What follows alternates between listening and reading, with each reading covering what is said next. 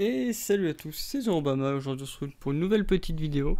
Donc une vidéo qui va porter sur le Genki, donc un appareil que j'avais commandé donc sur Kickstarter, donc campagne de crowdfunding.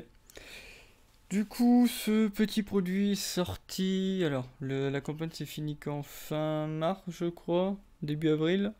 Je l'ai reçu en fin mai ou juin, je crois. Puisque ça avait pris un peu de temps au niveau des livraisons. Donc ça avait pris un peu de retard par rapport à ça. Donc le Genki, qu'est-ce que c'est? Donc c'est du coup, donc, son vrai nom c'est Genki Shadowcast, qui est donc un lien entre les consoles et les laptops. Même si bien sûr ça peut aussi servir de carte d'acquisition.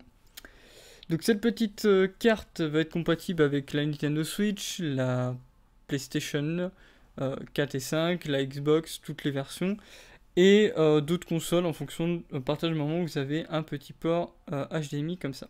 Donc comment ça se passe? Vous allez mettre le port HDMI dans la console. Derrière, vous allez avoir un câble USB-C, donc soit le câble fourni avec, qui est un USB-C USB-C. Sinon, on a... Hop, je recule un peu pour qu'il focus. Sinon, on a possibilité d'avoir un câble, enfin de mettre un câble USB-C vers USB-A. Donc n'importe lequel. Là, c'est un câble Nintendo. C'est celui qui est donné avec la manette Pro. Il fonctionne très bien. Donc on va le clipser là-dedans. Parce que moi, j'ai pas de port USB-C sur mon PC. Donc du coup... Donc maintenant, je m'en sers de carte d'acquisition. Hop. Donc comment ça se présente, ça je vais vous le montrer sur le PC par la suite. Donc vous allez avoir un logiciel à télécharger, logiciel Genki, qui après va vous permettre de récupérer ce qui est branché dessus. Donc c'est vrai que vous devez brancher la console à l'alimentation de base, et ensuite brancher ça au niveau du port HDMI, et ça sur votre PC, et ça va permettre de faire la liaison avec. Donc là, on va juste... je vais juste montrer comment ça se passe sur l'application, donc à tout de suite. Donc là on se retrouve sur l'application Genki, donc quand il n'est pas branché que vous la lancez, donc ça vous met Shadowcast Device is not connected. Là vous avez la possibilité d'aller sur le site web. Donc une fois qu'on va brancher ça ici, donc ça va vous mettre l'écran noir, puisque c'est le fait d'être en veille. Donc là vous allez pouvoir avoir deux modes. Donc déjà vous pouvez régler le volume au niveau de comment ça va ressortir. Que ce soit au niveau du PC ou bien au niveau de votre logiciel en fait, directement dans OBS. Donc après vous avez possibilité soit de passer en performance, donc préférer la performance ou préférer la résolution. Moi, généralement je suis en préférer la résolution pour les lives. Après tout dépend de vos préférences quoi. Hop, on va mettre préférer la résolution, tac, et je vais vous montrer avec un petit test de jeu. À tout de suite. Donc là on va avoir un peu le son du jeu, hein, donc on va pas être trop fort. Du coup je vais quand même forcer un peu plus pour qu'on puisse m'entendre. Donc voilà, donc carte de base. Voilà, là je l'ai mis en préférer la résolution il me semble. Ouais voilà, préférer la résolution. Hop, on va faire ça, ça. Donc après il y a juste à faire ça. Après il reste un peu en haut. Donc le petit icône derrière il va disparaître. Heureuse de te revoir, Théo. Je vais censé. Petite qualification, juste pour vous montrer un peu. Donc ouais, ça va mieux que si vous êtes sur un écran, donc, enfin sur une télé ou ce genre de choses, donc ça c'est cool. Après l'avantage aussi, moi ça me permet d'avoir, c'est que j'ai la console à côté et du coup ça lance sur mon plein écran, mon grand écran. Donc ça fait que sur l'écran principal j'ai la console, sur le deuxième écran j'ai directement OBS, donc ça permet de surveiller tout ça. Donc ça c'est cool. Alors le produit est vraiment pas mal, il est très réactif, j'ai pas rencontré de bug pour le moment avec. Je vais tester sur la PS4, je vais tester sur la Switch. C'est les seuls appareils que j'ai qui me permettaient de utiliser. Après moi c'était du coup pour faire justement de la capture par rapport à ça. Après voilà, sur PS3 ce sera possible de le mettre. partir du moment où vous avez un port HDMI, il n'y aura pas de souci là-dessus. J'ai oublié que je faisais pas mal de vidéos sur le jeu.